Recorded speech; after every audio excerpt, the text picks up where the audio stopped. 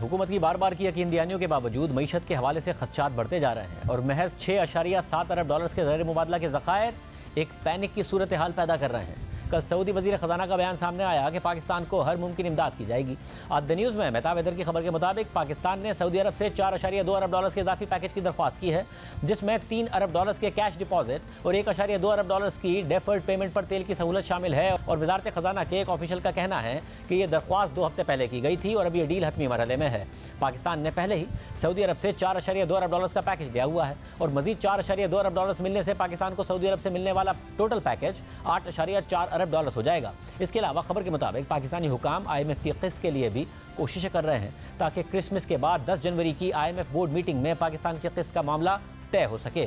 मगर अब भी इख्तलाफात बरकरार हैं क्योंकि सैलाबों के बाद GDP ग्रोथ का टारगेट 5% से कम होकर 2% रह गया है और महंगाई काबू में न आने की वजह से टारगेट से ऊपर यानी 23% रहेगी। इसलिए IMF की डिमांड है कि मुआशी टारगेट्स को नए हकाइक के हिसाब से बदला जाए और इकदाम किए जाएँ और टैक्स टू GDP रेशियो बढ़ाने के लिए मजीद टैक्स लगाए जाए।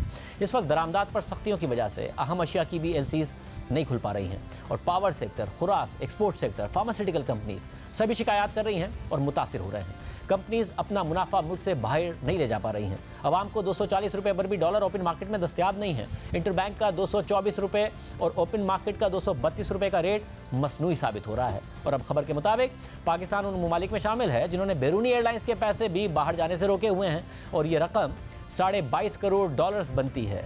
IMF की जानिब से किस्त के अभी तक आसार नज़र नहीं आ रहे हैं और माहिरीन मईशत के मुताबिक मुल्की मईशत को इस खतरनाक सूरत हाल से निकालने के लिए IMF की किस्त इंतहाई ज़रूरी है क्योंकि 6.7 अरब डॉलर्स के ज़र मुबादला के ज़खायर का मतलब है कि पाकिस्तान के पास मार्च तक की बैरूनी कर्ज की अदायगी के 8.4 अरब डॉलर्स भी नहीं हैं। शबात राना की खबर के मुताबिक इस माली साल की पहली तिमाही में टारगेट के मुताबिक इमदाद मिलने के बजाय पाकिस्तान ने कर्जों की अदायगियाँ ही की हैं, जिसमें चीन के कमर्शियल बैंक को 1.2 अरब डॉलर्स की अदायगी भी शामिल है। मगर उम्मीद है कि इस माह यह कर्ज वापस रीफाइनेंस हो जाएगा।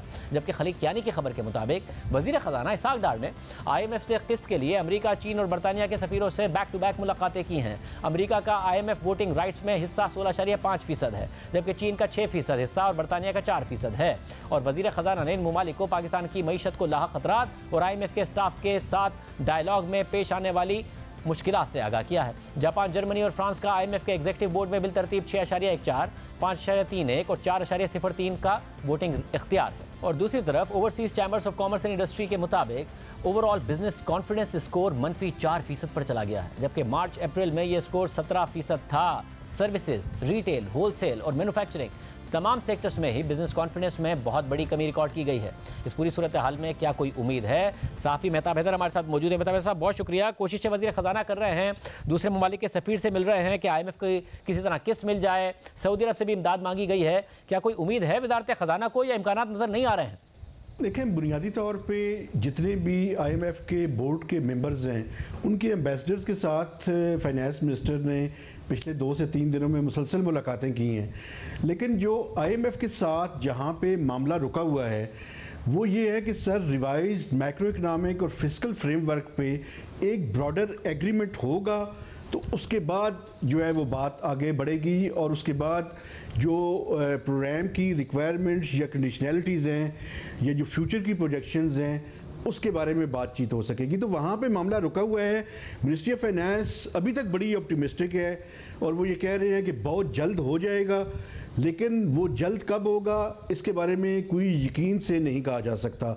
तो अभी तक चीज़ें जो है वो लिम्बो का शिकार हैं। दोस्त ममालिक से इमदाद का भी मामला है। आपकी भी आज खबर है कि पैनिक की एक सूरत हाल है। वज़ीर आज़म हाउस से भी खबर है कि जी वो भी इस सारी सूरत हाल को देख रहे हैं कि रिजर्व सिर्फ 6.7 अरब डॉलर्स के रह गए।